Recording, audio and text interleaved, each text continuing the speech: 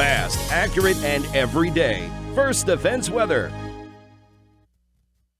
Well, a happy Friday to you, and boy, that rain yesterday came down in buckets. 1.33 inches was the rainfall total in Jamestown yesterday. That takes into effect Wednesday night and then through the day yesterday. Now, my total at my house was 1.5 inches, 1.5. So again, this was at the airport. Again, where you are, the heaviest totals are always going to vary depending on where those heavier rain bands do set up. Now, as we move forward to the Friday Night Lights game of the week, of course, Jamestown is on the road. They are taking on Niagara Wheatfield up in Niagara County tonight in Lewiston. So if you're heading to the game, no real weather hassles, but it will be a bit chilly, 52 down to 47, partly to mainly clear skies. So at least no rain to contend. Also, if you're also looking to take a look at some of the fall foliage across the region, this weekend will likely be a good time for it. The new fall foliage report is out and showing that the southern tier is pretty much near or at peak colors right now. So now is the best time to get out and take a look at the colors, because as we go forward, the colors are going to start getting more muted and we're going to be the colors won't be as vibrant as we go through the rest of the fall season. All right, now the elephant in the room. Cold air for next week. This is the 6 to 10 day temperature outlook from the Climate Prediction Center, and you can see much of the eastern half of the country will be below average for temperatures, and this is going to equate to two things. One, much colder air for next week, so temperatures highs will only be in the 40s likely through much of next week, and two, likely our first snowflakes of the season. Yeah, I had to go there. Now, I want to show you two computer models, and don't go crazy when I show you these.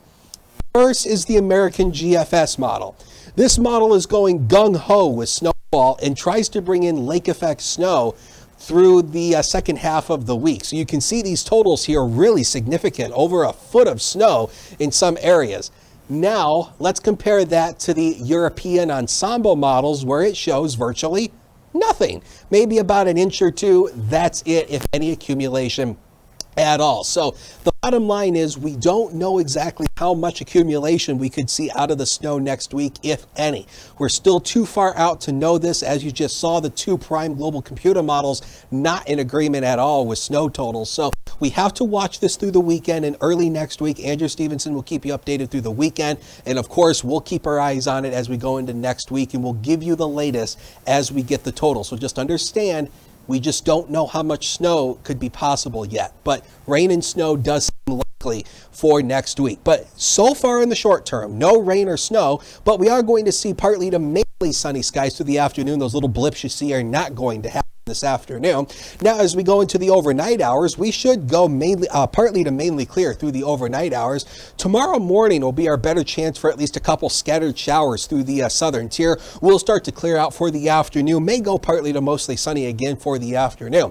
We may see another shot of a quick redeveloping shower again for Sunday morning, then clears out again for the afternoon hour. So this weekend will be a mainly dry weekend to go out and take a look at some of the fall foliage. So the forecast for this afternoon, partly to mostly sunny, cooler than it was yesterday. The high was 60 yesterday, but that was early in the morning. Still a bit breezy, 54 to 60 with that southwest wind, 10 to 15 with wind gusts around 30 miles an hour at times. Partly to mainly clear tonight, not quite as chilly as it was last night, still breezy. 37 the deepest valleys to around 45 at the lake with a south wind 11 to 21. The ultimate satellite solution 7 day. So the scattered shower chances mainly in the morning tomorrow. A mainly dry day Sunday. Again, we won't rule out the chance for that isolated shower again in the morning. 56 down to 47 on Monday. Widespread rain likely could be heavy again by we go into Monday. Then it mixes with a few wet snowflakes Tuesday and Wednesday. Again, we're still too far out to know if there's going to be any accumulation out of that and how much.